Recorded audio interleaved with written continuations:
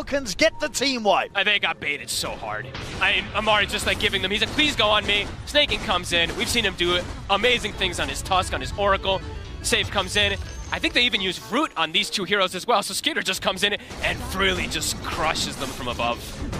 Oh, there we go. And up to the high ground now with the team wipe into their hands here, Falcons. I believe we're also going to be able to listen in to see what Falcons had to say in the comms during that last bit of action.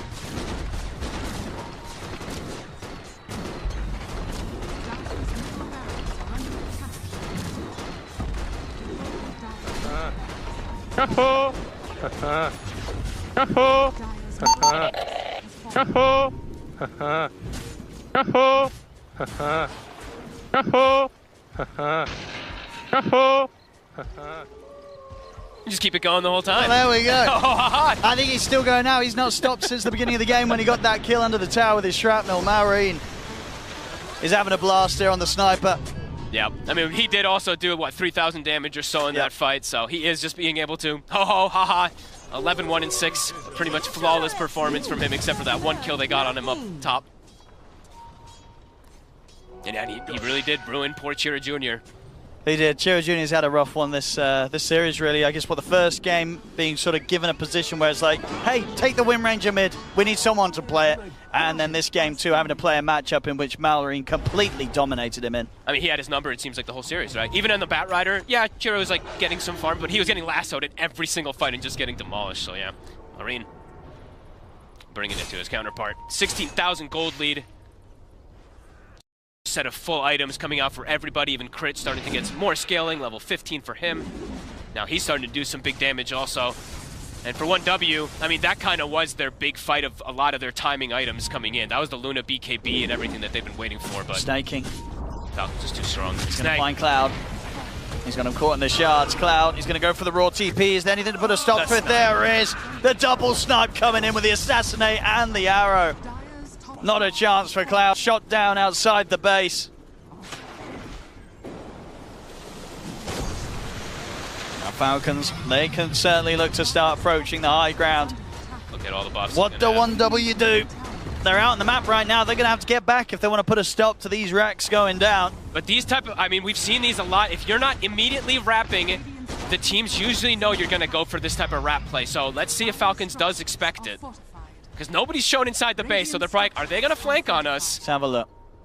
Let's see. Chira Jr., he's got that BKB, can stand his ground for a little bit. If he gets the Wukong's command out, still it's going to be an overwhelming amount of physical damage coming through.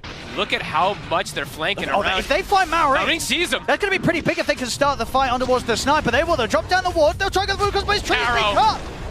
Chira Jr. tries for the setup, but it gets caught as the tree gets cut down. He'll get the BKB off, but he's taken out. They surround Munkushi. Munkushi trying to stand his ground against the four of them, but the damage is too much. Munkushi falls. They'll look over towards Sweden Strong as a missile heads his way to bring down the hood. And the arrow. It connects again. Crit. He just don't miss. As Cloud's been found, they're running out of buybacks. Respect trying to get back into the action here with Sweden Strong, but none of the cores have buyback available. Well, they got the one. They got Malrine. Problem is, there's a whole lot of heavy hitters on this squad.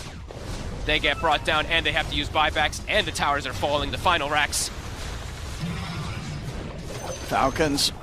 Making it look pretty easy They this time certainly around. are. Game one was pretty one-sided, but game two, Falcons, they stepped it up. Oh, yeah. And this is sort of the level of win that you expect from this squad. Getting this sniper mid really did feel like the beginning of that nail in the coffin, and after that first 4 minutes or so, Malrine just put too much pressure. That's it. That's the Megas. Up against the Mega Creeps, 1W. Of course, they'll play on. This is the lower bracket. They lose this, they're going home. 2%. I mean, Munkushi tells them, push the throne. This is the classic and that's EU true. bait, That's the strat. Go using end. pubs. Go end. We're AFK. Crapper. Amar, no. He knows. He's seen this before, the end mid. But they've got a ward in the base. They see everybody on 1W. They might just jump him anyway. Here we go. Skeeter, head straight in. They get the connection on towards Cloud. He's gone. Respect shot down. by Marine, and into the base they go once more. Falcons chasing down Sweden Strong. He's into the trees. The cooldown, it's coming for him though, as he gets pushed back by the tidal wave into the cooldown. Chira Jr. is watching Marine from the trees, but can't really reveal himself. At the least, maybe he can start cutting some creep waves, but the top's already moving in. They're on towards the throne.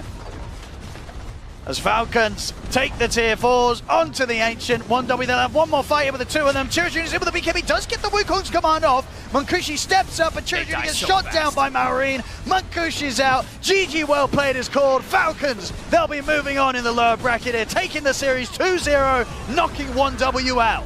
Just a tough matchup, really, in particular. You could tell Falcons just a skill level ahead of 1W, really, today. In these lanes, in the draft, and just across the board with the way that they played. Just super confident, super aggressive, and yeah, it's sad. Sad for 1W, of course. You know, we've seen them kind of growing and everything, but this was one of the hardest matchups you can get put in. Oh, it was. This is a terrifying team to run into in the lower bracket, especially when they've got the level of preparation that they showed off today here. Just completely thwarting any sort of thing, any plan that 1W tried to put together from the drafting phase onwards against them. Falcons, they'll be moving on 2-0 here, knocking 1W out. Thank you very much, ODPixel and Fogged, and congratulations to Falcons to making it to the Royal Arena and securing top 8 with that series. We're going to break it all down here. Tigov, this game, we already knew it was going to be hard. We painted one potential road where 1W could do it, but it would have been a very difficult one. Yeah, no, they pretty much lost all their lanes, right? You got the gyrocopter just pushed out the Beastmaster, then you had Sniper slaughter the mid lane, and not only that, when you see the Monkey King rotate to top, and then Malrine follows him, gets a triple kill, Amar lives on a sliver of HP, able to run it off, even do a little bit of ult chat, like the kind of the beginning of the end. And yeah, this is where it's like, now with this deep into the Road of International, the International's so close, like teams need to be a little bit kind of smarter with how they approach drafts, because the top teams, the tier 1 teams, they'll find ways to exploit the current meta, and that's exactly what Falcons did here. You know, the bat pick in the previous game, the gyrocopter pick in this game, with the sniper as well. Like, you cannot be so, you know, static like 1W was. And yeah, Falcons, incredible stuff, now progressing through the lower bracket. Yeah, Falcons just brought 2 simple solutions to the Monkey King that 1W just brought out in very early on in the draft. They had that Bat Rider flex in game 1. In this game, they had this pocket pick mid sniper, which is funny to say about sniper because we've seen him a lot, but for Falcons, it does feel out of pocket. And because of this sniper pick, Monkey King never really could get off to the start. T mentioned the rotation that Malrine matched on Chira Jr. top. That really was where they lost the game, honestly, because Monkey King needed to get whatever he could out of the map early on, and matching a rotation there, following him to the mid lane, with the 2 supports of Falcons, killing him again, only getting the return kill on Tusk. All of these things made it so that if Chira Jr. were to come back into the game, it would be off of throws. And that's what we saw. Falcon did, you know, die alone a few times, 2 heroes playing versus 4, playing without vision, but even that wasn't enough to stop the tempo of the Skeeter Gyro. Well, nothing went wrong for them. Like, this is one of those snowbally ones where your XP 7 minutes in gets stolen, everybody is on your side of the map, post 5 minutes, mid lane, unplayable matchup, not much more to say about it, especially since the addition of the facet for the sniper with the scatter shot, where you deal insane amount of damage over 1 second.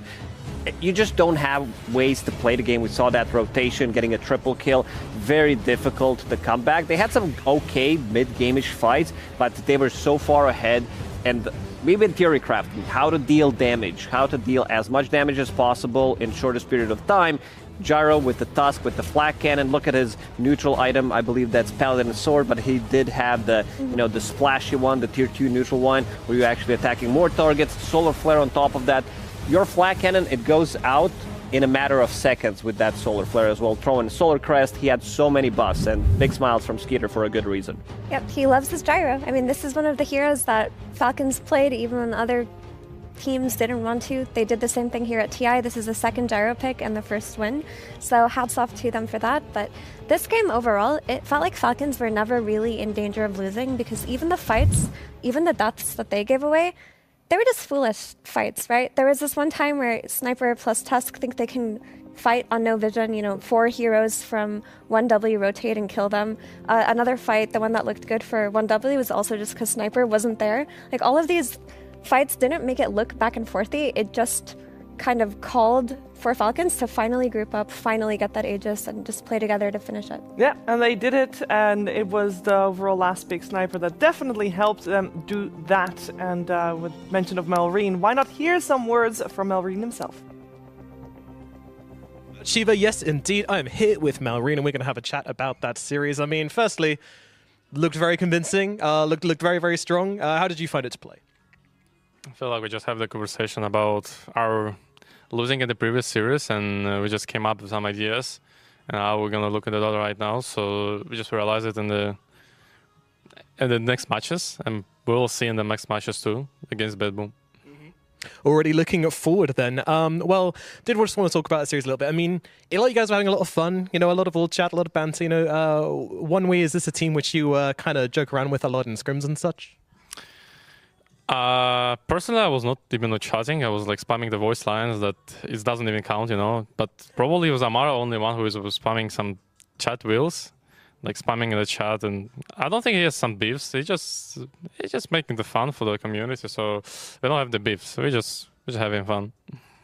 Awesome. I mean, it certainly looked like you guys were having a great time there. When you picked the sniper, were you kind of expecting the game to go this way? Even in the draft, I said, guys, hey, Monkey King gonna have a rough time. So I was not expecting it's gonna be that hard for them to play, but that's how it goes. The guy was not expecting this. They certainly were not. You got the better of them there. So heading now to the international main stage. You know, what's it going to be like to play in that arena and play in front of a crowd on TI main stage for you? I mean, obviously for me, it's gonna be excited to play in the first my TI. But to be honest, I'm not really feel that much excited because it's just about my work and I need to perform as much as I can. So I don't want to put me in the nervous and exciting that I'm playing the TI. Wow, God bless, I'm playing here. So I just need to do my work. Work, do business. I love that attitude, Marion. Thank you very much for coming to talk to me. We'll go back to Shiva and the gang in the studio. I think that's a very good attitude to have, Lacoste, to make sure, you know, eyes on the prize, don't get distracted, just play well. Yeah, focusing on the right thing in the back of your head, it's probably going to be there. But, you know, anxiety performance can pretty much kick in anytime. And Malrine, I would say he had some when he first came into the scene, but he shook it off almost immediately. And this guy, he feels fully ready to show what he's made of. His first TI, he's been dominating this year pretty much throughout the whole year. And it's always love to see him play because this guy's very young and he has like 5-6 heroes that are level 30 and always plays extremely well. He really does play extremely well. Yeah. And of course, having won multiple titles this year, it makes it easy to already have the experience of dealing with the nerves. And you can see the combination between these players, the synergy. Amar, he goes in, he's the one who's going to be the bait, has 21 charges, and he TPs in with Malrine. Sniper gets a triple kill pretty much, and that's pretty much also the start of the end for how the next 10-15 minutes of the game. Yeah, let's talk a little bit about 1W. They were the only team here with everybody, including their coach, being their first timer, and they only qualified for 3 events in the whole year. As 1W. Before that, they were Clemsania, and they definitely qualified for a few more. But this year has been 3 events, but only one, other than this one, that they could attend. So they didn't have a lot of experience to back this run off of. Effie, how do you feel? How do you feel like we should be looking back on their run here? And I do think that the way they played during this tournament was slightly disappointing, just based off of the last tournament they played. I believe they got 2nd place, and a lot of people were linking them as an up-and-comer team, but they showed a lot of signs of potential brilliance in moments where, like even in that last game where they got stomped, they were able to have some turnaround fights. They're able to be confident and play the way they want to, even against these huge teams that they don't have the experience of. Yeah, they can definitely look back and be proud on their performance and their ability to attempt to stand up against Falcons. Definitely one of the more formidable opponents in this lower bracket. For some final words of 1W, we head over to Pyrian, who's standing by with Sweden Strong. Thank you, Shiva. Yes, I am here with Sweden Strong of 1W. First of all, we're very, very sorry to see you guys go out of the tournament. But of all the teams to bump into in the lower bracket, Falcons was probably one of the harder ones you could have drawn. I mean, in our situation, we had to win against everyone. Against Falcons, we couldn't win. I mean, it's unfortunate, but it is what it is. Yeah. So this is the first time at TI for your entire team, and indeed, as the panel was saying, not a huge amount of LAN experience amongst you guys. Do you think you've learned a lot here at this TI? I mean, definitely. I mean, any tournament for us is like a learning opportunity, and we get better after every tournament.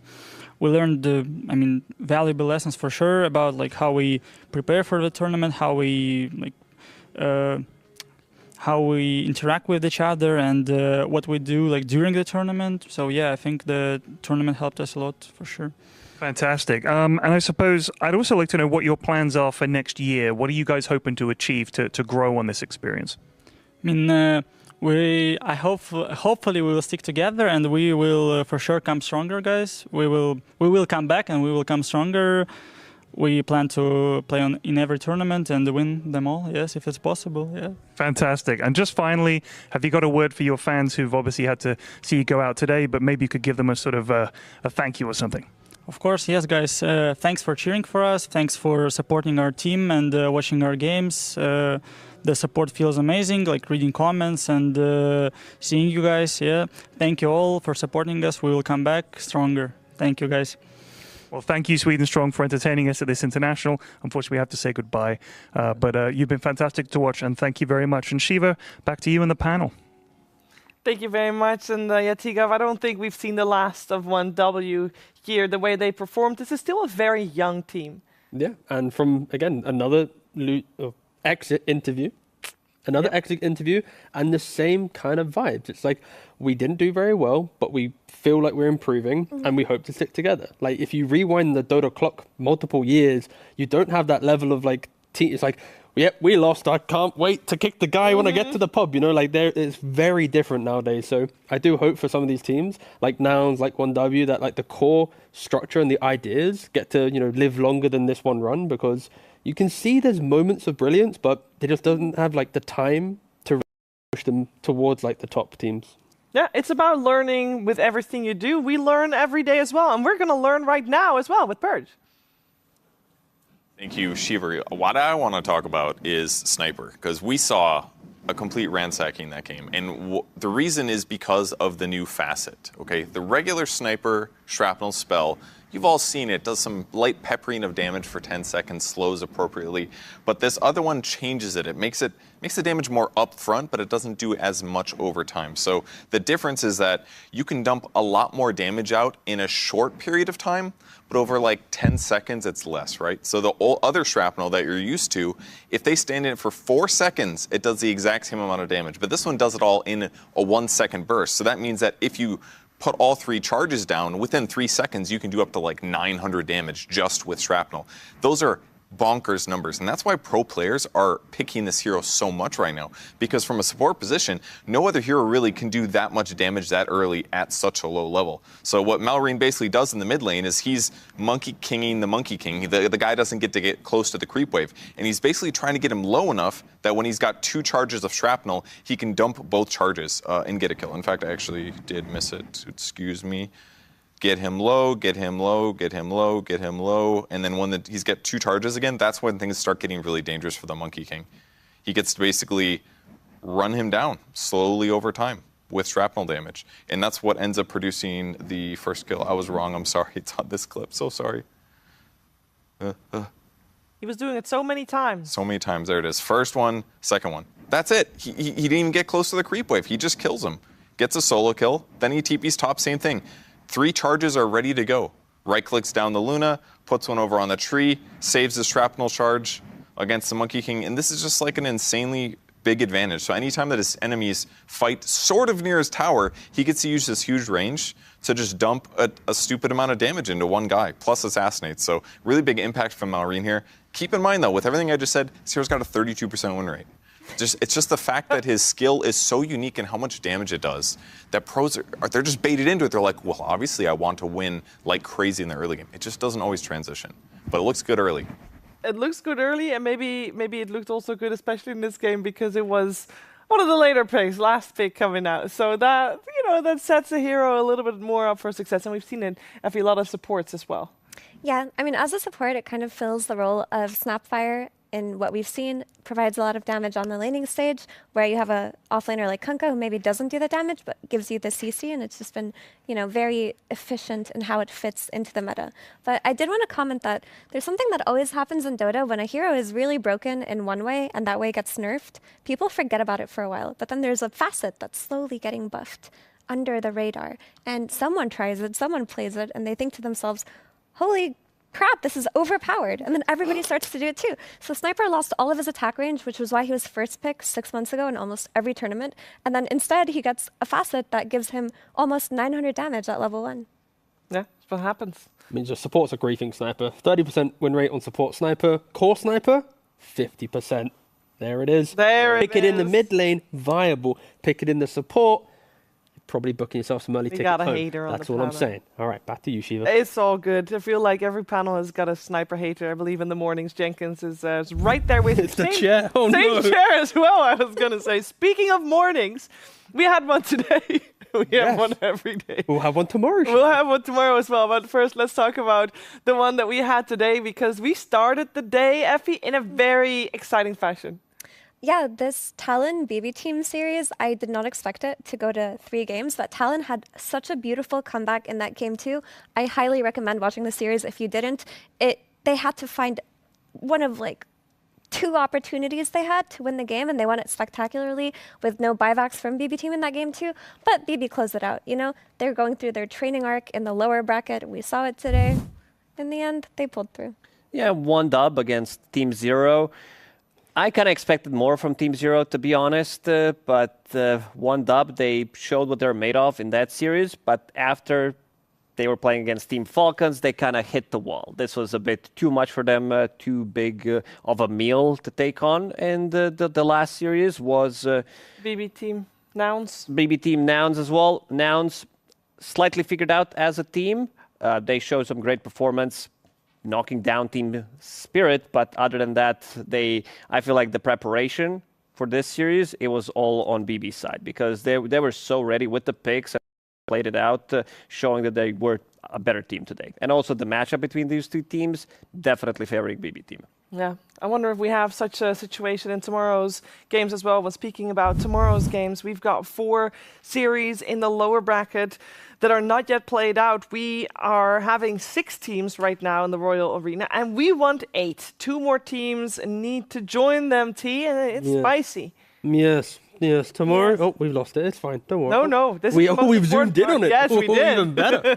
Yes, the bottom half of this bracket is basically everyone who doesn't want to watch Western European Dota. This is what you care about. The Beast Coast, the Heroic, the Spirit, the G2IG, the Extreme Gaming, and the Aurora. You want these guys to do well, to make a deep run, so that our grand finals isn't going to be a repeat, of Gaming and Liquid. Therefore, this part of the bracket, they're the curveballs, the ones that bring the spice, the oomph, the memories. So tomorrow is going to be the most important day, because if they don't show up, then we probably are expecting Western Europe to probably dominate this TI. So tomorrow is everything other than Western Europe. Yeah, I also want to quickly look at it. We already see one of the lower bracket matches in Royal Arena between BB Team and Falcons, and I happen to know that Falcons and BB Team face each other 25 games in 2024. 20-5 in favor of Falcons, so hopefully BB Team will do their homework in that series as well. But the teams that are going to play tomorrow better have done their homework as well, because I want some exciting, spicy matches. And I know we say it every time, Effie, that we have an interregional matchup with Beast Coast and Heroic, and we're seeing them again.